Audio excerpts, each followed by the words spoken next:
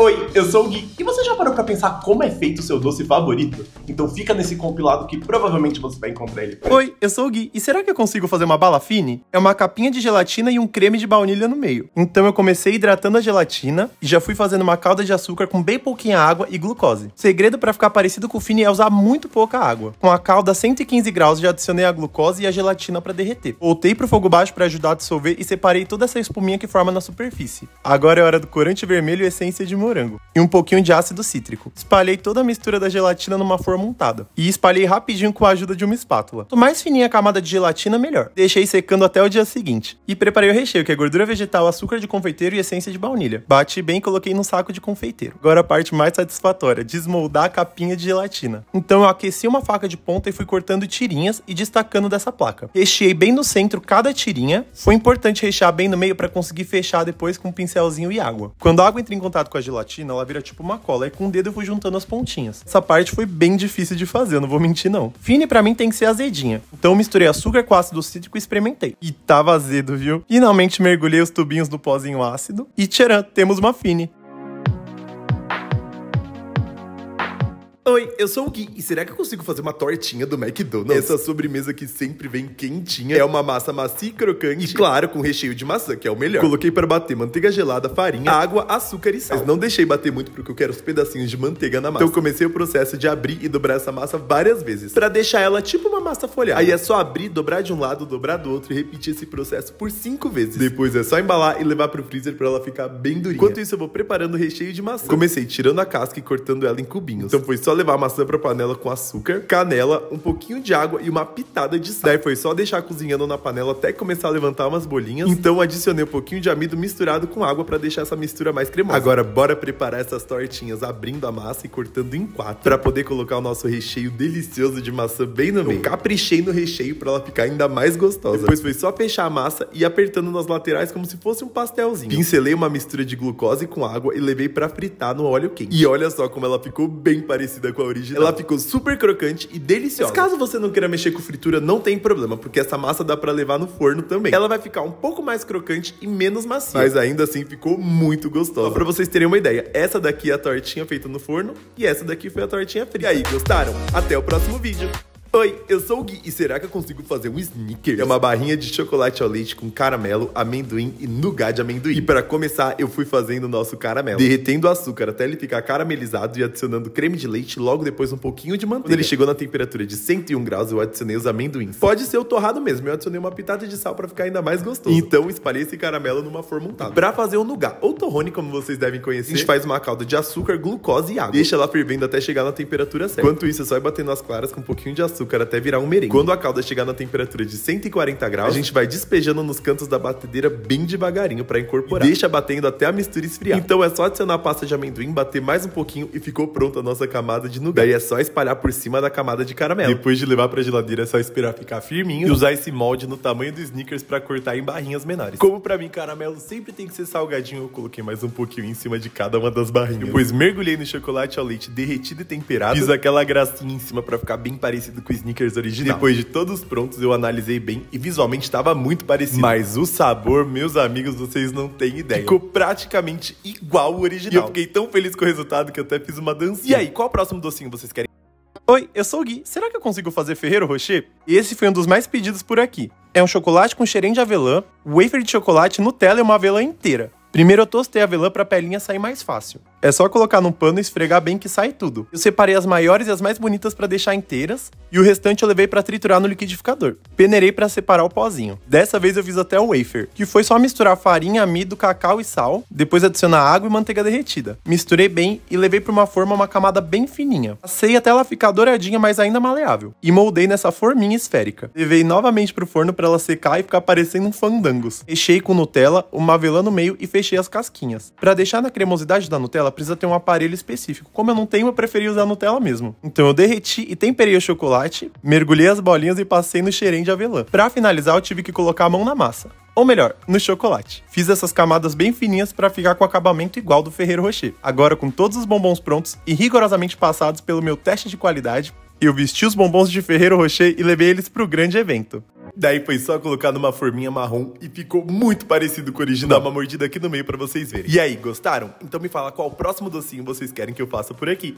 Oi, eu sou o Gui, e será que eu consigo fazer um sensação? Eu era fissurado por esse bombom na minha infância. Esse docinho sensacional não é nada mais, nada menos do que um chocolate ao leite com recheio sabor morango. Então eu comecei o processo derretendo chocolate ao leite. E pra fazer bombom a gente precisa temperar ele. Eu cheguei até a temperatura de 40 graus e depois fui esfriando até chegar a 25 graus. Misturei com mais um pouquinho de chocolate quente até chegar a 32 graus. Só que é claro que eu não ia fazer um simples bombonzinho, eu decidi fazer uma barra gigante com recheio de sensação no meio. Pra isso eu misturei leite condensado com glucose, um pouquinho de corante cor-de-rosa e essência de alimento sabor morango. Podia até ter feito com morango de verdade, mas pra ficar bem parecido com o do bombom, tinha que ser desse jeito. Foi só virar esse recheio na nossa barrona que já tava cristalizada, acertar de todos os lados pra ficar homogêneo e cobrir com mais uma camada de chocolate ao leite temperado. O segredo é deixar tudo bem coberto pra não vazar nenhuma parte. Então levar pra geladeira pra finalizar a cristalização. E a nossa barra gigante de sensação ficou pronta. Agora eu vou cortar no meio pra mostrar pra vocês como ela ficou. Eu melequei tudo quanto é coisa aqui na minha cozinha, mas valeu muito a pena porque ficou uma delícia. E aí, você tá gostando? Então não esquece de me seguir e ativar o sininho. Oi, eu sou o Gui, e será que eu consigo fazer um ovo maltine? E como explicar ovo maltine? Ah, ovo maltine é ovo maltine, ué. E pra começar o processo, eu iniciei batendo o açúcar no liquidificador até virar um pó. Eu misturei malte em pó, cevada solúvel, açúcar fininho, cacau em pó, uma pitada de sal e canela. E misturei muito bem. Pra fazer os flocos crocantes, eu peguei uma parte dessa mistura, adicionei água e glucose e levei pro fogo até desgrudar do fundo da panela. Depois espalhei num tapete de silicone e levei pro forno a 80 graus por mais ou menos 1 hora até secar. Cortei em pedacinhos, levei pro liquidificador e processei até virar uns flocos. Daí foi só misturar o restante com aquele pozinho que a gente preparou inicialmente. E agora que tá pronto, não tem jeito melhor de testar do que com um copo de leite. E não tem jeito, né? Não importa o quanto a gente mexe que as bolinhas vão ficar em cima. E eu acho que é o charme do ovo maltine. Pra vocês verem aí em casa, esse é o ovo maltine e esse é o Gui maltine. Ficou muito parecido. E aí, vocês gostaram? Então me fala nos comentários se vocês preferem ovo maltine ou Nescau no leite. Oi, eu sou o Gui. Será que eu consigo fazer uma inhabenta? Claro que é de maracujá, que é a minha favorita. Uma base de wafer marshmallow de maracujá e coberto com chocolate ao leite. Eu usei a placa de wafer pronta, que é igualzinha da original. Cortei em pequenos círculos. E pra fazer o marshmallow, eu fiz uma calda de açúcar, água e glucose. Misturei e coloquei pra ferver enquanto eu batia as claras de ovo com um pouquinho de açúcar, até elas crescerem e ficarem bem fofinhas. Quando a calda chegou a 130 graus, eu fui derramando na mistura das claras. Depois de bater bem, eu adicionei o suco concentrado de maracujá, ácido cítrico e corante amarelo para finalizar. Olha a textura que ficou esse marshmallow. Se acabasse ali, por mim já tava perfeito, mas vamos colocar esse marshmallow em cima das placas de wafer. E eu fiz esses montinhos lindos de marshmallow. Para afirmar, eu levei eles pro freezer. Agora chegou a hora de temperar o chocolate. E não é esse tipo de tempero. É fazer as trocas de temperaturas necessárias para que ele possa cristalizar de maneira perfeita, formando aquela casquinha que não derrete na mão. E com vocês, a obra de arte, o banho de chocolate. Depois de banhar, eu fui batendo o excesso e mergulhei a base para também ficar coberta de chocolate.